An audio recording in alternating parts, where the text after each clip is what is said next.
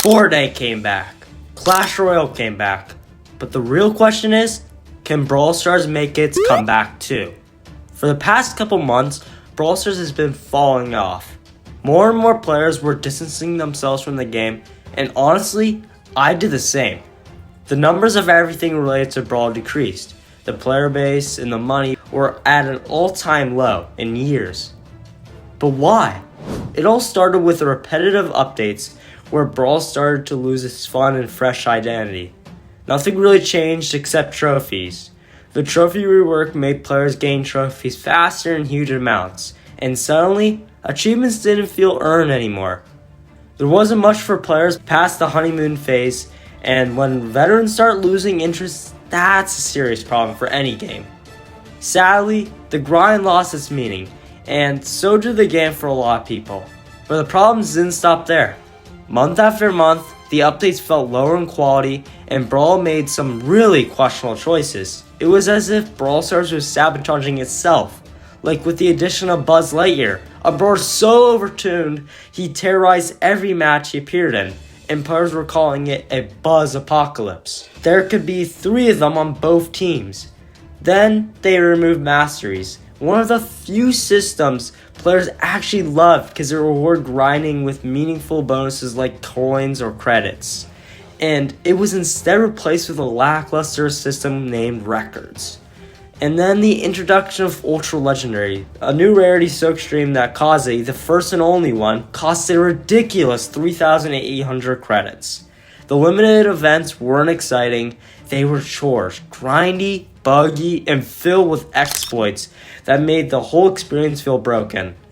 They weren't listening to the community again, and when they don't, usually the game starts to fail. These decisions pushed veterans away, frustrated casual players, and even made pros drop the game entirely. It seemed like nothing could go right for Brawl Stars as a game. But that's until October of 2025. That's where things get interesting. Recently, Brawl Stars player base actually increased from 7.4 million in October to 7.9 million in November, a 6.4% rise. It may not sound like a massive spike, but it sends a clear message. Brawl Stars isn't failing anymore. It might actually be rising again, but why? What changed? Well, Brawl Stars recently dropped another collab, this time with Stranger Things. What's new? Except this time, this wasn't the whole story. Brawl Stars finally addressed the real problem. Players wanted fresh content, a reason to log in, a reason to grind, a reason to care.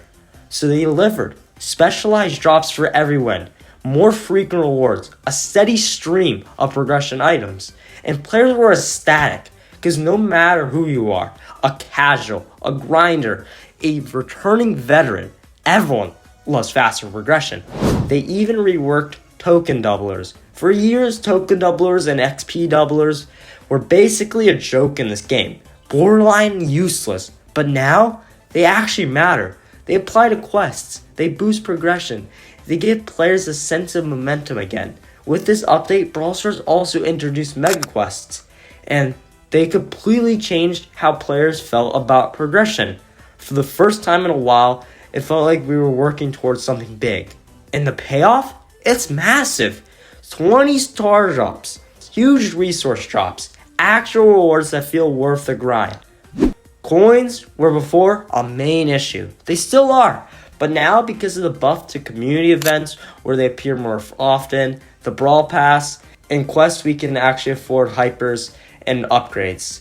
Then you add the new 4v3 mode and the Upside Down Showdown, and suddenly the game feels fresh again, creative, unpredictable, and fun. They also previously added a way for you to unlock a brawler without having to save any credits, or it being locked behind a paywall, but through a limited time event, which in my opinion was a great change. Get this, most recently, Brawl Stars announced Buffies, along with a full progression rework. And honestly, I have mixed feelings about it, just like a lot of players. But I do love that Supercell finally made a massive change. In my script earlier, I literally said the game needed something big, and Buffies are exactly that. Buffies completely change how every brawler functions. They rework star powers, gadgets, and hypers. and they even give brawlers abilities we've never seen before. For example, Colt's Hyper now boosts his main attack, firing more bullets at a faster rate.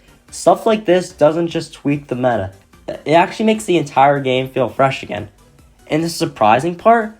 They don't make Buffies ridiculously expensive. Only 2,000 power points and 1,000 coins, which is perfect because for years power points were overflowing while coins were always short.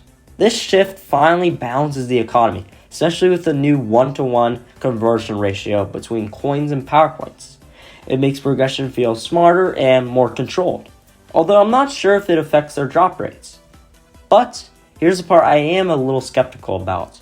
Buffies are only attainable through the claw machine and keys, and the claw machine is completely random. Random Buffies, random variants. That means players could spend tons of resources and still not get the specific Buffy they want.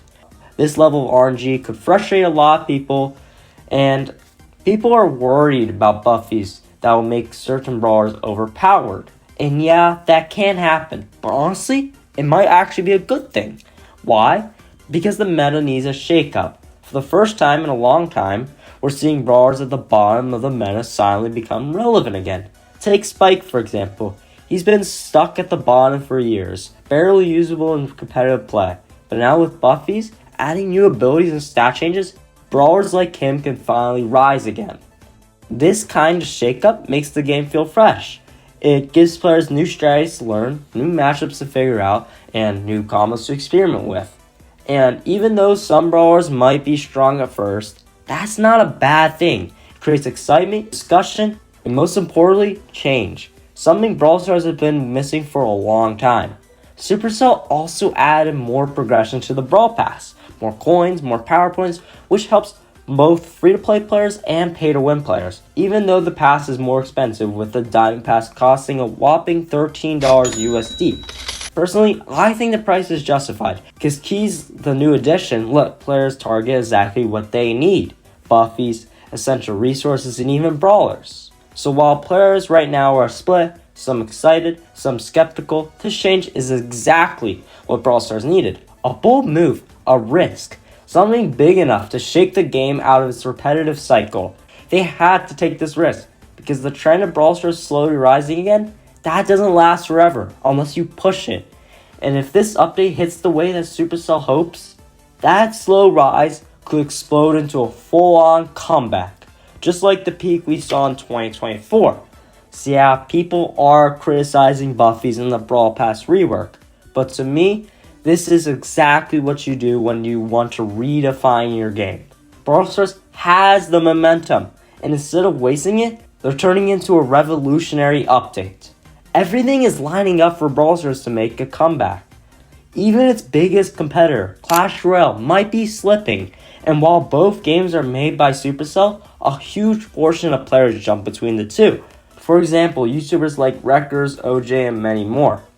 When one game rises, the other often fails. A couple months ago, Brawl Stars was dying while Clash Royale was thriving, but now, the roles might be switched again. With Clash's controversial release of level 16 in Heroes, many players are already criticizing the direction of the game. And if Clash continues to push updates the community hates, those players might just find themselves returning to Brawl Stars. In a previous video, I talked about how Brawl Stars is slowly falling. But now, the question is whether it can reverse that trajectory. And honestly, yes, it absolutely can. Everything is finally aligning for Brawl Stars, not the other way around. And if Supercell executes these next updates correctly, the game could be in full swing by early 2026, maybe even in December. What do you think? Can Brawl Stars return to its old form, or will it slip right back into the abyss? Let me know in the comments, and if you enjoyed this deep dive into Brawl Stars' comeback, consider subscribing. It costs nothing, and we're pushing for 2,000 subs. Thanks for watching, and I'll see you in the next one.